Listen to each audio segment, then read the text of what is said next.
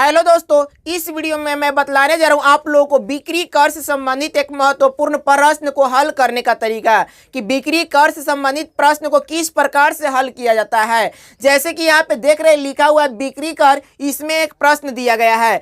सबसे पहले हम क्या करते हैं, बिक्री कर के बारे में समझते हैं कि बिक्री कर होता क्या है। तो बिक्री कर क्या होता है उसके बारे में समझिए। बिक्री कर को हम क्या, अगर मान लीजिए कोई भी वस्तु हम खरीदते हैं तो कोई भी वस्तु यदि हम लाइसेंसी दुकान पे खरीदेंगे, जिसके पास लाइसेंस होगा उसके पास बैट नंबर होगा। और बैट नंबर का मतलब क्या होता है, बैट नंबर का मतलब होता है वैल्यू एड टैक्स, यानी कि जो भी गवर्नमेंट को हम टैक्स देते हैं उसको हम क्या बोलते हैं, बैट बोलते हैं, यानी कि बिक्री कर बोलते हैं। वैल्यू एड टैक्स उसी को बोला जाता है। जो भी हम गवर्नमेंट को यानी कि सरकार को टैक्स देते हैं उसको हम क्या बोलते हैं, बिक्री कर बोलते हैं। अब ये बिक्री कर के प्रश्न को किस प्रकार से हल करना है उसी चीज के बारे में बतलाने जा रहा हूं। जैसे कि यहाँ पे प्रश्न क्या दिया, समझिए ध्यान से। प्रश्न दिया, एक जोड़ी जूता का मूल्य 350 रुपया और बिक्री कर की दर 3% है।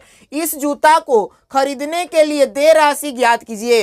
यह प्रश्न दिया गया है प्रश्न कि एक जोड़ी जूता का मूल्य 350 रुपया है और इसका बिक्री कर कितना दिया गया है, बिक्री कर की दर 3% दिया गया है। उसके अंदर जूता खरीदने के लिए देय राशि ज्ञात कीजिए, यानी कि जूता हम कितने में खरीदेंगे वो चीज पूछ रहा है। जैसे कहने का मतलब है कि जूता का यहाँ पे जूता जीतने का है, माने कोई भी वस्तु है, वस्तु कितना का 350 रुपया का है, इस पर टैक्स हमको कितना देने पड़ रहा है, तो टैक्स 3% देना पड़ रहा है। तो टैक्स और वस्तु का मूल्य दोनों को मिलाकर के टोटल दर पूछ रहा है कि टोटल दर कितना हमको देना है। तो ऐसे प्रश्न को हम कैसे हल करेंगे उसी चीज के बारे में इस वीडियो में मैं बतलाने जा रहा हूं। यहाँ पे आपको दिया गया प्रश्न का एक जोड़ी जूता का मूल्य 350 रुपया और बिक्री कर की दर 3% है। इस जूता को खरीदने के लिए देय राशि ज्ञात कीजिए, यानी कि जूता खरीदने के लिए कुल राशि हमें कितना देना पड़ेगा टैक्स के साथ में, वो चीज हमें ज्ञात करना है। तो सबसे पहले हम समझेंगे इसमें हल कैसे करना है ऐसे प्रश्न को, वो चीज ध्यान दीजिएगा।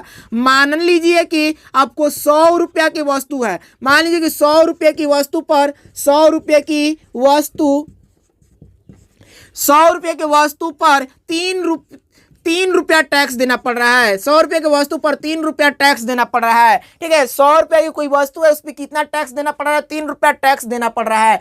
यदि मान लीजिए कि 1 रुपया की वस्तु है तो कितना टैक्स देना पड़ेगा, तो 1 रुपया की वस्तु को टैक्स देने के लिए हम क्या करेंगे, यहाँ पे हम लिखेंगे 3/100 लिख देंगे। 1 रुपये की वस्तु 1 रुपये की वस्तु पर कितना टैक्स देना पड़ेगा, तो 3/100 रुपया टैक्स देना पड़ेगा। इसके बाद में अब टोटल मूल्य कितना है, 350 रुपया को हम ज्ञात कर लेंगे। तो 350 रुपया की कोई वस्तु है तो उस पर टैक्स कितना देना पड़ेगा, तो 350 गुणे हम क्या करेंगे 3/100 कर देंगे। इस प्रकार से इसको काटिएगा, काट दीजिए 3 जीरो से, यहाँ पे 0 से 0 कैंसिल हो जाएगा। इसको काटिएगा 5 से काटिए, 5 7 35 और 5 दूना 10 हो जाएगा। यानी कहने का मतलब कितना हो जाएगा, ऊपर में 3 गुणे 7 है तो 3 गुणे 7 का मतलब 21 और बाटा क्या हो जाएगा 2 हो जाएगा।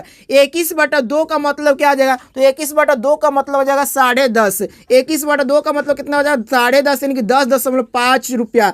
10.5 रुपया क्या आ गया, इसका मतलब टैक्स आ गया 10। अब कुल खर्च हमें निकालना है कि कितना राशि देना पड़ेगा। तो टोटल पहले वाला अमाउंट कितना है, 350 रुपया है। कुल देय राशि हम ज्ञात कर लेते हैं। कुल देय राशि ज्ञात करने के लिए क्या करेंगे, टोटल अमाउंट कितना है 350 रुपया पहले वाला, और उसके बाद टैक्स कितना और लग रहा है इस पे, तो 10 रुपया 50 पैसा टैक्स लग रहा है। अब इसको टोटल ऐड कीजिए तो कितना हो जाएगा 360 रुपया 50 पैसा टोटल क्या हो जाएगा, देय राशि होगा। तो ऐसे प्रश्न को इस प्रकार से हल किया जाता है।